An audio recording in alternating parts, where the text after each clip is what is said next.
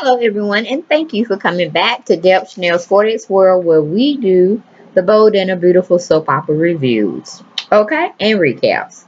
Let's just go on and get into today's episode, which aired on October 20th, 2016.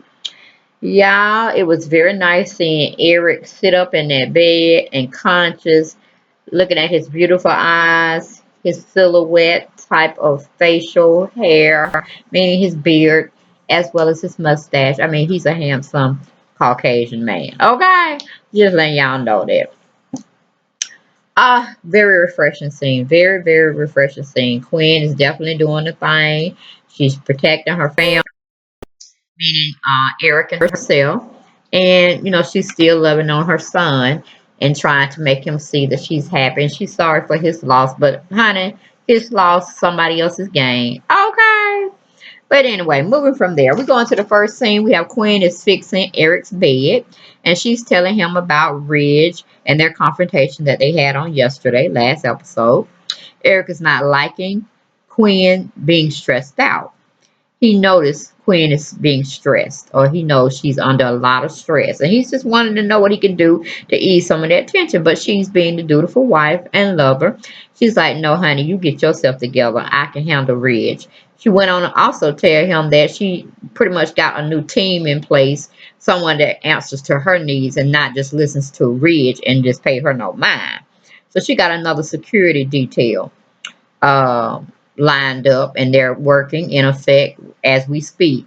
So he was okay about that because he thought Ridge was really threatening her, like body harming her. But she's like, no, I got Ridge, honey, but I still need some protection just in case, Ridge want to get out of pocket and try to throw me out the house again, this, that, and the third. It's not going to happen. So, Eric was cool with all of that. And I was glad he was cool with that since he's not really on his feet and he can't really do anything like tell Ridge to get out of his house, when he needs to tell him.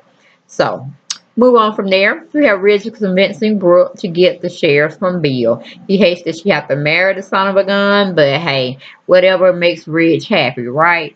And I hope Carter gets involved and really be on the side that he can definitely see Mr. Eric Forster really cares about Quinn. So he can stop Ridge dead in his tracks about now he ain't finna do nothing with that. He was firsthand seeing how much they love each other, and if we ain't finna do no conspiracy over no doggone shares and this, that, and that, and try to take this and that from Quinn, and upsetting Eric Forster more. Now I work for Eric Forster. I don't work for you, Ridge. That's what he needs to say if stuff hits the fan and goes south.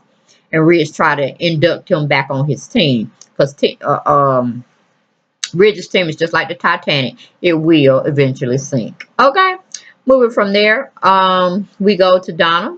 Donna is looking good, y'all. I was glad to see her. A sight for sore eyes. Honey Bear. Y'all remember when her and Mr. Forrest used to get it together and she always used to have this honey that he wanted to lick off her or she wanted to lick off her. I don't know what it was. It was very kinky, but I was there for it. They gave me entertainment when they were married. And of course, Stephanie coming around every corner trying to call her this, that, and the other, and they all bad names, okay? But she did have a life briefly with Eric Forster.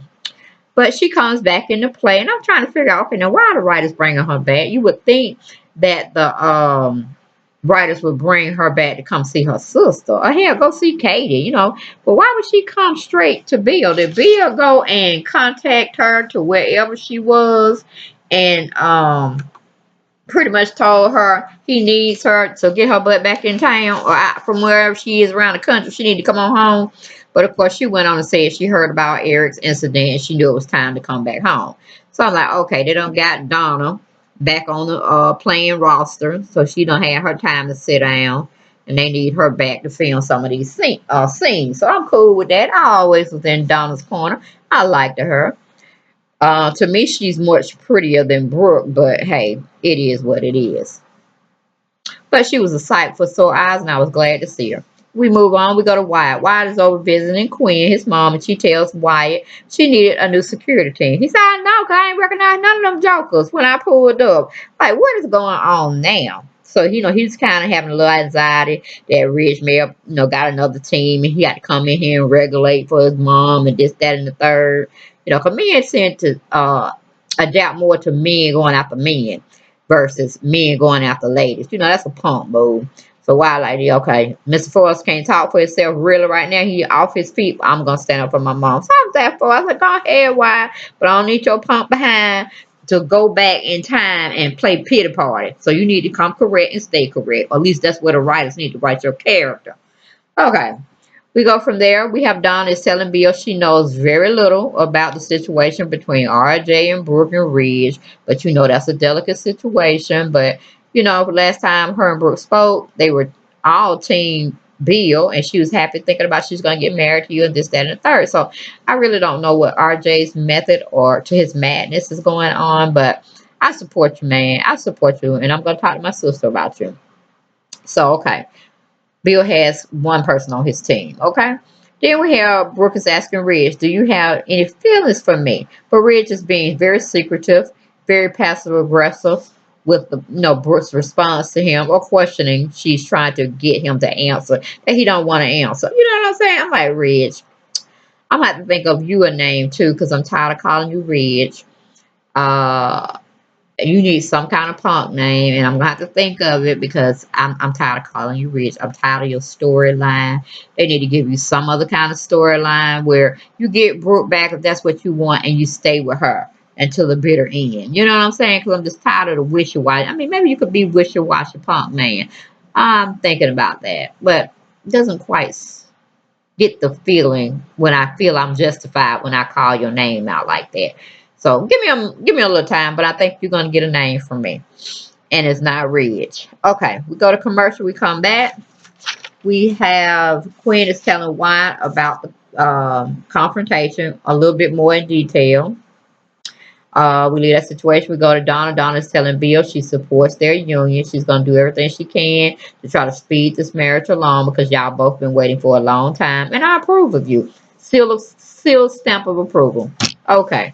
Then we have Brooke is telling Rhea she's loving Bill and she's marrying Bill because she wants to. It's not something dealing with some big massive takeover. Her getting the share from him and then she dropping him. No, that's not going to happen. She loves him.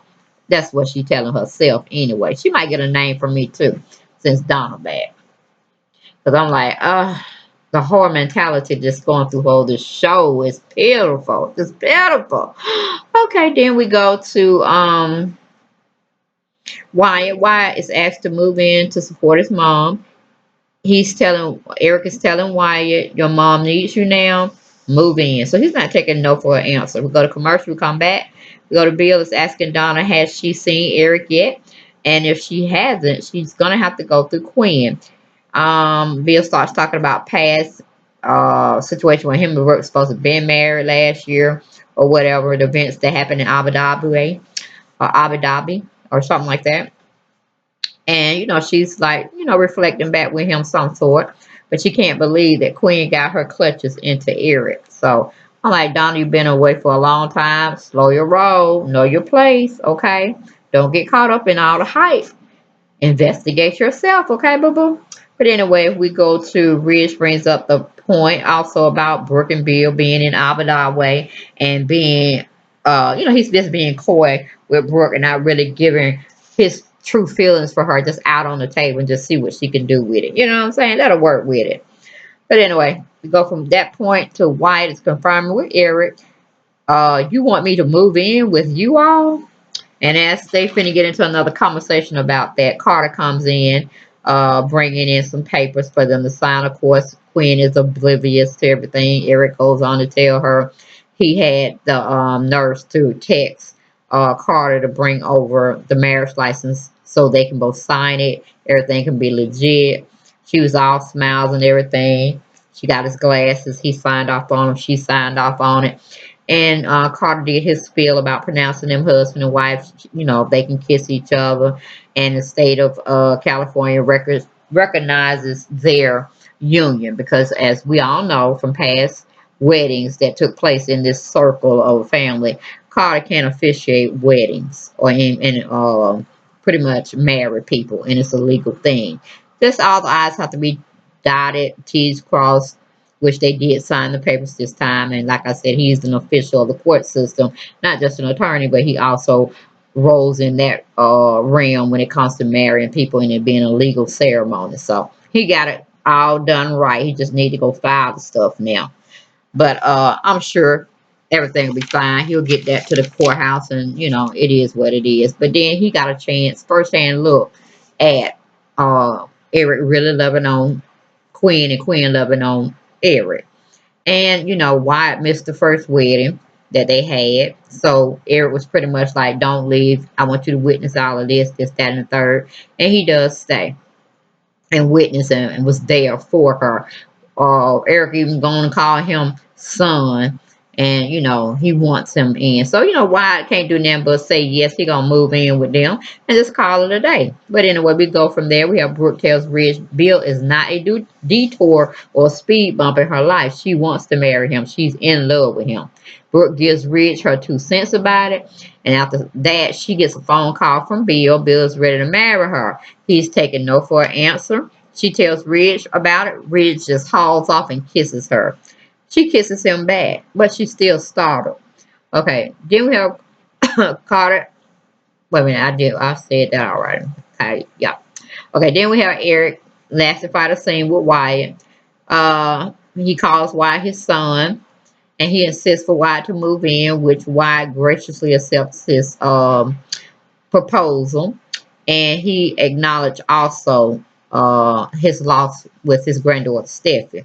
But he said, I'm not much to look at and I'm not that cute, but I can replace her. And that was just so sweet. But at least he has Eric Forrester, which means a lot, on his side. So, I mean, it's just money circling around money because Spencer got money. He come from money. So that's not a big deal right there. But also the situation with him being a part of another family who's well respected, very well, have big pockets, very well connected in the industry which he works in, even though it's in a jury line setting. And he's just doing so much with his dad, and he's just a well-rounded young man. So I feel like Mr. Forrester, hey, Steffi didn't recognize what she had in you, but I recognize you and I appreciate you, and we're gonna make it together. And that was just so solidifying, so very much solidifying.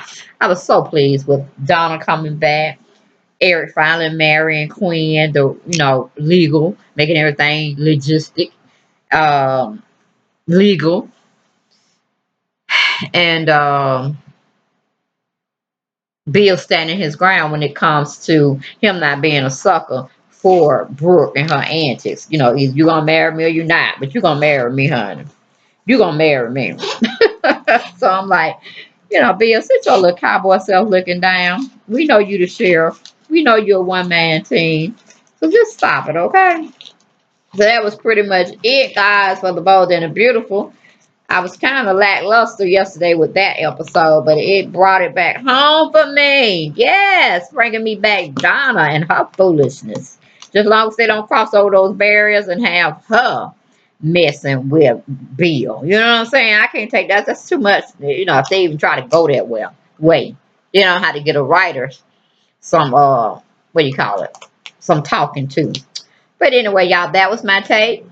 Hope you enjoyed it. I enjoyed giving it to you. And I will talk to y'all on next episode. Blessings. Bye bye.